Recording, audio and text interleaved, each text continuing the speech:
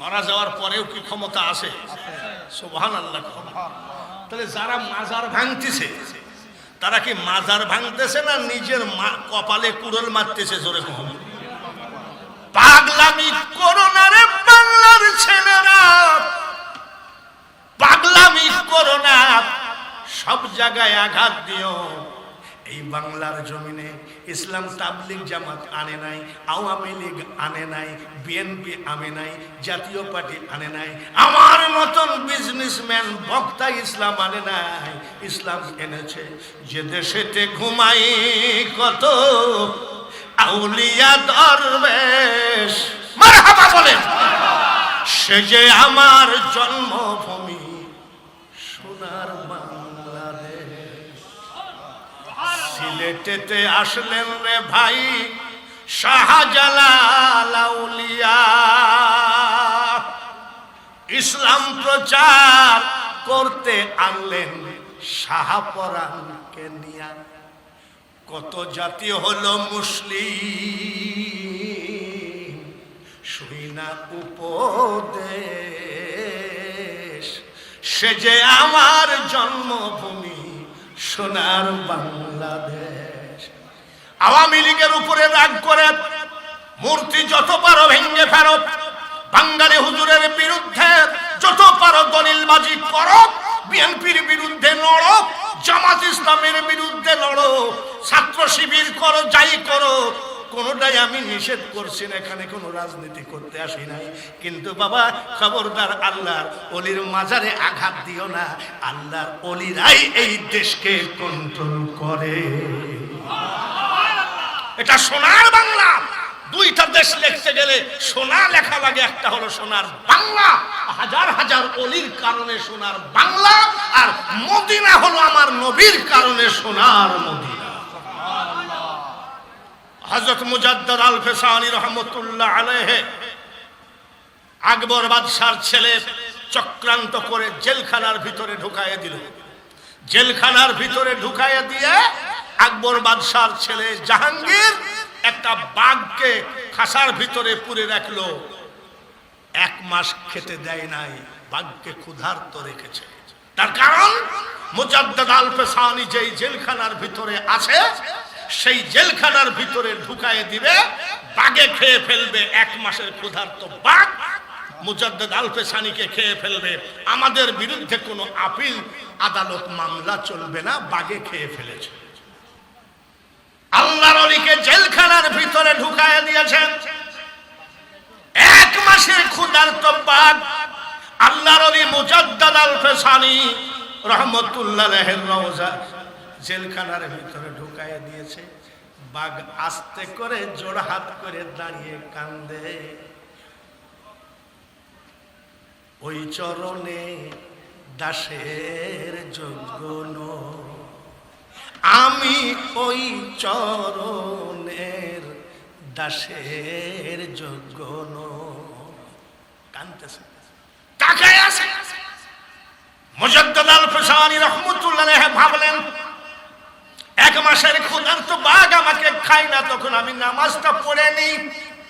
নামাজ পড়তেছে, সুবহানাল্লাহ আসতে বলা লাগবে না, কিন্তু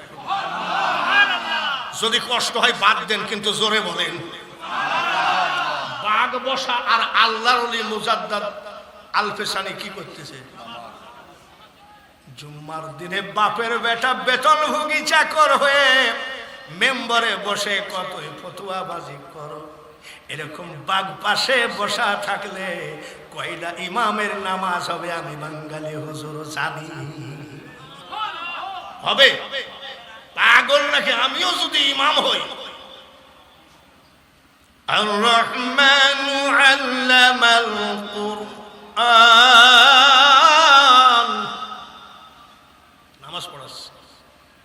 খালাকাল ইনসানা আল্লামাহুল বায়ান।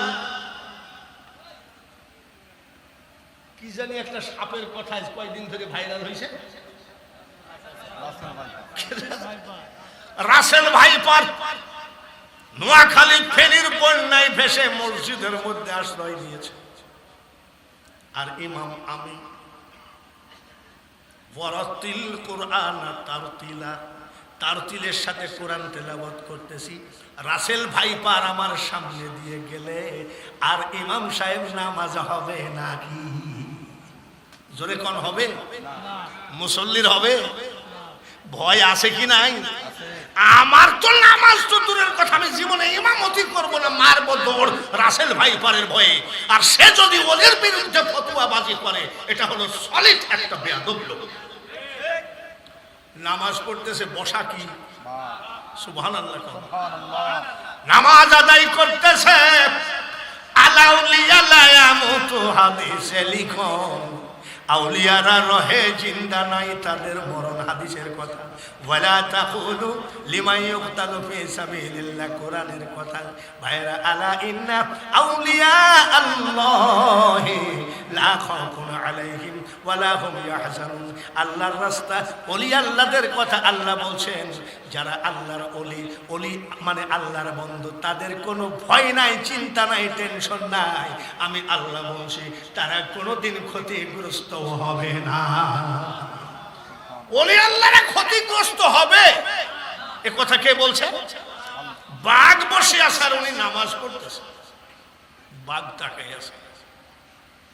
আল্লাহর জবানের কথাগুলো কোরআন কোরআন সঠিক না বেঠিক? আমার আল্লাহ বলে, বাঘ রে বাঘ, তোর সামনে যে মানুষটা নামাজ পড়ছে মুজাদ্দাদ আল-পেশানি, আমার বন্ধু লোক, কামড়ানো তো দূরের কথা, তোর একটা আঙ্গুলের আসুর যদি আমার বন্ধুর গায়ে লাগে রে, আমি আল্লাহ ওয়াদা দিলাম, জীবনের সর্বশেষ গজব তোর উপরে আমি নাজিল করতে চাই। বাঘ চুপচাপ বসে আছে। খবরদার, একটা আসুরও দিবি না, কামড়ানো তো দূরের কথা। আল্লাহর ওলি নামাজ পড়ে আবার জেলখানার ভিতরে যাই নামাজে বসে তসবিহ জপতেছেন। তসবিহটা রেখে বলছে, বাঘ রে, আকবর বাদশার ছেলে, তোকে যে 1 মাস খেতে দিল না, তুই যে ক্ষুধার্ত, আমাকে খাস না কেন?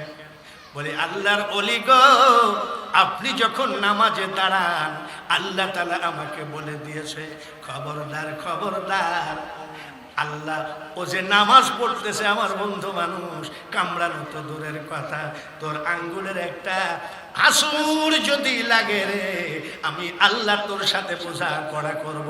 যার জন্য হুজুর আমি আপনার গোলাম সেজে বসে আছি, এর নাম ওলি আল্লাহ। নারায়ে তাকবীর, নারায়ে রিসালাত, নারায়ে গাউসী, আহলে সুন্নাত ওয়াল জামাত জিন্দাবাদ। আমরা মুসলমান, যারা মাজার ভেঙেছে তারাও মুসলমান, আমরা হলাম হুসাইনি মুসলমান।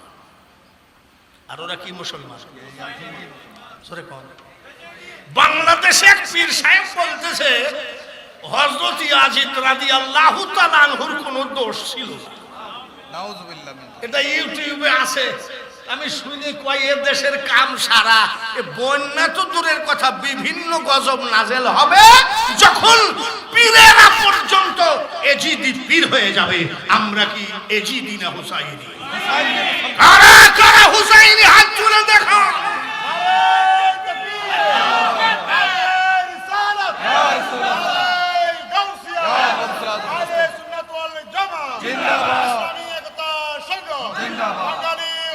জিন্দাবাদ।